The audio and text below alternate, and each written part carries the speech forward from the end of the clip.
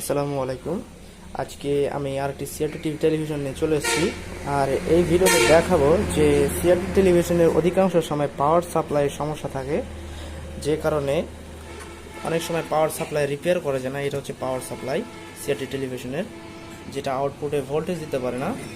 তো এই ক্ষেত্রে অনেক সময় যেমন এখানে এসটিআর নষ্ট হয়ে যায়, মেন এসটিআর নষ্ট হয়ে যায়, এখানে ট্রানজিস্টর থাকে সেটিও নষ্ট হয়ে যায়, এগুলো মেরামত করা যায় না। তখন কিভাবে একটি মডিউল দিয়ে আপনি এগুলোকে বলা হয় KLY, এই সকল মডিউল দিয়ে আপনি কিভাবে আপনার পাওয়ার সাপ্লাইটি ঠিক করবেন এবং টিভিটি রিপেয়ার করবেন সেটি আজকে দেখাবো। এবং এই KLYটি কীভাবে কানেকশন করতে হয় সেটি আজকে এই ভিডিওতে দেখাবো। তো ভিডিওটি শেষ পর্যন্ত দেখতে থাকুন এবং চ্যানেল নতুন থাকলে সাবস্ক্রাইব করে পাশে থাকুন। ধন্যবাদ। তো আমার কাছে দেখুন এই সার্কিটে রয়েছে একটি এসটিআর। এই জায়গাতে এসটিআরের পরিবর্তে বিভিন্ন ধরনের ট্রানজিস্টর আপনি দেখতে পাবেন। তো এসটিআর বা ট্রানজিস্টর যেটাই হোক না কেন, আপনি এই মডিউলটি কীভাবে কানেকশন করবেন সেটি এখন আমি দেখাবো। তো প্রথমে এসটিআরটিকে খুলে নিতে হবে। এই এসটিআরটি আমি সোল্ডারিং আয়রন দিয়ে আমি খুলে নেব এবং খুলে নেবার পর আমি এই মডিউলটি কানেক্ট করব। ঠিক আছে, তো ভিডিওটি দেখতে থাকুন শেষ পর্যন্ত। আমি এসটিআরটি খুলে নিচ্ছি, এবার সোল্ডারিং করে খুলে নিয়েছি। এটি হচ্ছে এসটিআর। এখানে এই এসটিআরটি নষ্ট হয়েছে। এসটিআর জায়গায় ট্রানজিস্টরও থাকতে পারে এবং আরও অন্যান্য কিছু থাকতে পারে এবং এখানে আইসিও থাকতে পারে। যদি দেখতে পান যে কোনো সার্কিটে এখানে ড্রাইভার আইসি রয়েছে কোনোভাবে এখানে এই পালস দেওয়ার জন্য, তো সেই আইসিটিকে তুলে নিতে হবে এবং আইসির সাথে ট্রানজিস্টর থাকবে বা এসটিআর থাকবে, সেই ট্রানজিস্টর বা এসটিআরটিকেও তুলে নিতে হবে। আমি এসটিআরটিকে তুলে নিয়েছি এবং তুলে নেওয়ার পর আমি এটিকে আনবক্স করব। তো আমি KLYটি আনবক্স করেছি। এটা হচ্ছে KLY এর মডেল হচ্ছে MK29C। এটি হচ্ছে 180 ওয়াটের KLY সিআরটি টেলিভিশন, সেটা 14 ইঞ্চি বা 32 ইঞ্চি বা 24 ইঞ্চি হোক, যেটাই হোক না কেন, 14 ইঞ্চি বা 24 ইঞ্চি সিআরটি টিভির জন্য এই 180 ওয়াটের KLY আপনার প্রয়োজন পড়বে। তো KLY এর সাথে দেওয়া থাকবে একটি কানেকশন ডায়াগ্রাম, এটা পেপার, এটার প্রয়োজন হবে না। আর সাথে একটি দেখবেন এখানে ইনসুলেটর পেপার থাকবে এখানে, যেটি এই ট্রানজিস্টরের তলে দিতে হয় এবং হিট সিঙ্কের সাথে লাগাতে হয়। তো এই পেপারটি অতীব জরুরি, কারণ ট্রানজিস্টরের এই পিন তো গ্রাউন্ড, তখন শর্ট সার্কিট হবে, সুতরাং এটা অবশ্যই লাগাতে হবে। আমি দেখাচ্ছি। এই ক্ষেত্রে এখানে দেখুন, এখানে 3টি তার আছে KLY এর। এই 3টি তারের মধ্যে আমাদের কানেকশন করতে হবে এই 2টি তার। আমাদের কাজ হচ্ছে এই 2টি তারের, একটি হচ্ছে কালো এবং এটি লাল। তো কিভাবে কানেকশন করবেন আমি দেখাচ্ছি আপনাদের। আমি সার্কিটটি উল্টে নিই, একাই ভিডিও করছি। দেখুন, এটা হচ্ছে ফিল্টার ক্যাপাসিটর। আপনারা যারা টেলিভিশনে কাজ করেন তারা বুঝতে পারবেন। এটা হচ্ছে মেন ফিল্টার ক্যাপাসিটর। এখানে 350 ভোল্ট পর্যন্ত স্টোর হয়। দেখুন, এটা হচ্ছে মেন ফিল্টার ক্যাপাসিটর। তো এই ক্যাপাসিটরের প্রিন্ট দেখুন, এখান দিয়ে চলে গেছে, এটা হচ্ছে নেগেটিভ, আর পজিটিভ তো এখান দিয়ে সোজা জাম্পার হয়ে ট্রান্সফরমারের একটা পিনে গিয়েছে চপার, এবং নেগেটিভ এখান দিয়ে সোজা চলে গিয়েছে এখান হয়ে ঘুরে এসটিআরের নেগেটিভ পিনে চলে গিয়েছিল। এটা হচ্ছে নেগেটিভ। তো আমাদের কাজ হচ্ছে KLY এর যে কালো তারটি, সেই কালো তারটি এই ক্যাপাসিটরের নেগেটিভে যাবে, মানে এখানে কানেক্ট হবে। এটা হচ্ছে নেগেটিভ। দেখুন, ক্যাপাসিটরের নেগেটিভে কানেক্ট হবে এবং যে লালটি, এই লাল তারটি এই এসটিআরের আউটপুটে কানেক্ট হবে। মানে এইটা হচ্ছে আউটপুট, এখান দিয়ে একটি কানেকশন হয়ে সোজা চপারের এ প্রান্তে গেছে এবং পজিটিভ ক্যাপাসিটরের পজিটিভ এখান দিয়ে পজিটিভ এখানে গেছে এবং নেগেটিভ ড্রাইভ হয়ে এখানে কানেক্ট হবে। এখানে মানে এখানে দেখুন, আমি সার্কিট ডায়াগ্রামটি স্ক্রিনে দিয়ে দেব।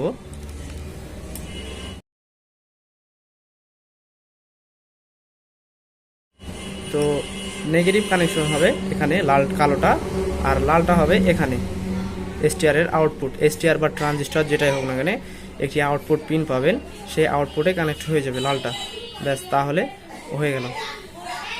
তো কানেকশন করবার পূর্বে যেটা অতীব জরুরি সেটা হচ্ছে এই ভেরিয়েবল।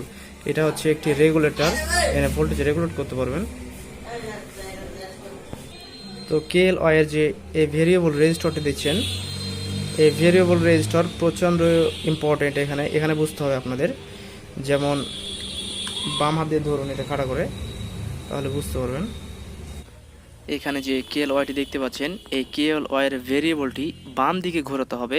বাম দিকে ঘোরালে আউটপুটে ভোল্টেজ কম হবে, এবং ডান দিকে যদি ঘোরান তাহলে আউটপুটের ভোল্টেজ বাড়বে।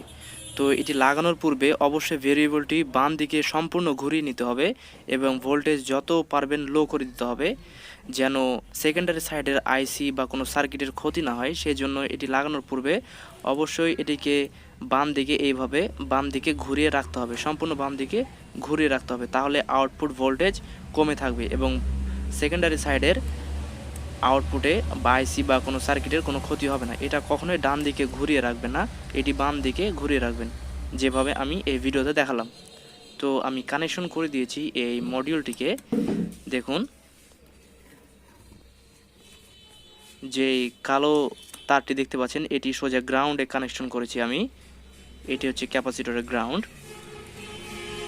আর যে লালটি, এটি হচ্ছে STR এর আউটপুট পিনে কানেক্ট করেছি। এখানে আবছা আমি ঠিক ভালোভাবে দেখাতে পারছি না, কিন্তু আমি এখানে কানেক্ট করেছি লালটা, দেখুন। এবং লালের কানেকশন এখান দিয়ে জাম্পার হয়ে সোজা চপারে আরেকটি পিনে চলে যাবে। ব্যাস, তাহলে ট্রান্সফরমারের সার্কিট কমপ্লিট হয়ে গিয়েছে। এবার আমাদের মডিউল লাগানো যেহেতু কমপ্লিট, সেহেতু এবার মডিউলের যে ট্রানজিস্টরটি, সেই ট্রানজিস্টরটি আমরা এবার হিটসিঙ্কে ভালোভাবে বসিয়ে দেব। এবং হিটসিঙ্কে বসানোর পূর্বে যে ইনসুলেটর পেপারটি রয়েছে, সেই পেপারটি ট্রানজিস্টরের ওপরে দিব এবং ওপরে দেওয়ার পর হিটসিঙ্কের সাথে নাট দিয়ে ভালোভাবে লাগিয়ে দেব। আর এটার একটাই গুরুত্বপূর্ণ জিনিস হচ্ছে যেন এই হিটসিঙ্কের সাথে যে গ্রাউন্ড ভোল্টেজ আছে, সেই ভোল্টেজের সাথে ট্রানজিস্টরের যে গ্রাউন্ড আছে, সেই গ্রাউন্ডের সামনে যাতে যেন শর্ট সার্কিট না হয়ে যায়, সেই জন্য এই পেপারটি দেওয়া অতীব জরুরি, এটা দিতে হবে। দেখুন, আমি এখানে ট্রানজিস্টরটিকে বসিয়ে দিয়েছি ভালোভাবে এবং এর তলে এর যেই পেপারটি রয়েছে সেই পেপারটিও দিয়ে দিয়েছি আমি, ইনসুলেটর পেপার। তো আমাদের এখানে কানেকশন শেষ। এবার কানেকশন শেষে আমাদের আরেকটি যে কাজটি করতে হবে সেটি হচ্ছে, প্রতিটা সার্কিটে দেখবেন একটি অপ্টোকাপলার থাকে ফিডব্যাকের জন্য। সেই অপ্টোকাপলারের যে কোনো এক দিক বা এক মাথা তুলে দিতে হবে, সার্কিট থেকে বিচ্ছিন্ন করতে হবে, সেটা প্রাইমারি দিক হোক বা সেকেন্ডারি দিক হোক। আমি প্রাইমারি দিক তুলে দিয়েছি, তো যে কোনো এক দিক তুলে দিতে হবে।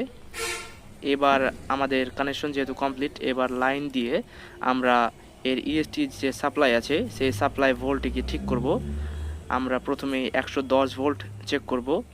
ভোল্টেজ ঠিক করবার জন্য 110 ভোল্টে প্রব দিয়ে চেক করতে হবে। আমি গ্রাউন্ড পিন টিভিতে লাগিয়ে দিয়েছি এবং পজিটিভ ধরেছি আমি ইএসটি সাপ্লাই ডায়োডে। তো দেখুন, এখানে আউটপুটে 82 ভোল্ট আসছে।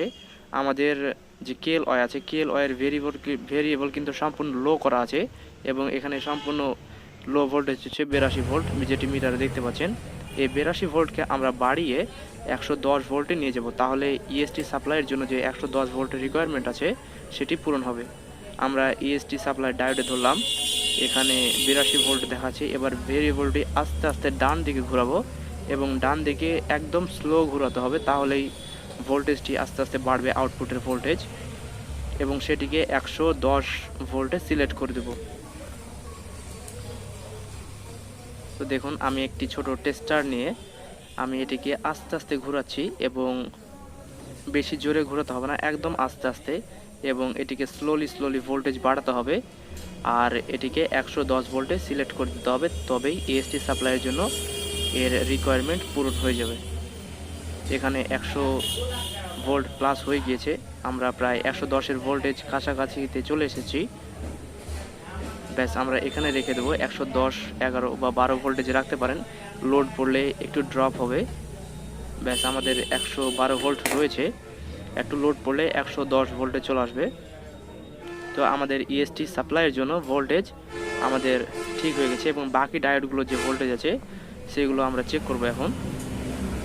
দেখুন, এটি 14 ভোল্ট, এটি হচ্ছে সাউন্ড আইসির জন্য, এটি ঠিক আছে।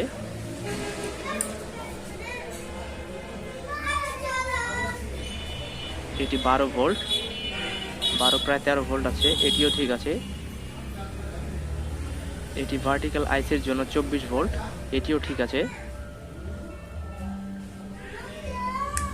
8 ভোল্ট এখানে শো করছে আরেকটি ডায়োডে, এটি হচ্ছে আইসির জন্য, মেন আইসির জন্য এবং স্ট্যান্ড বাইয়ের জন্য এটি 8 ভোল্ট ঠিক আছে।